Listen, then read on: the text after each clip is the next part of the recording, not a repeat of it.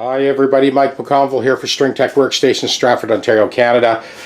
Looks like spring has finally sprung. Man, it was a long wait this year.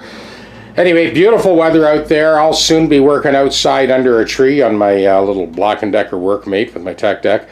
What we have here is a J-45. This is John Till's J-45.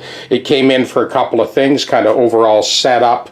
There is a couple of unusual things I had to do to this guitar to get it to behave. On this bridge saddle, all the strings were right to the leading edge on the original saddle. Well, I ended up having to actually build the saddle up to buy a little bit more real estate to get this to intonate perfectly. It was all 6 strings all the way across were ever so slightly flat. So the focal point needed to come forward, and in order to do that, I just added a little bit to the leading edge of that saddle. Just thought I'd point that out because this is not a usual thing I would do, but in this case, it needed to be done to get this thing to be perfect, as it now is perfect.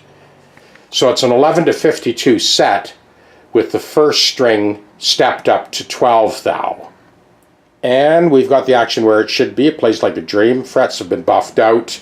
There was also a small crack in the soundboard right here, so that was cleated on the inside with a little quarter sawn spruce diamond patch. And this one has the LR bag system, the element system in it, so yeah, it's loaded, locked and loaded. Of course, once again, we've got that compensated nut. Now, John will be by to pick that up today. Cheers.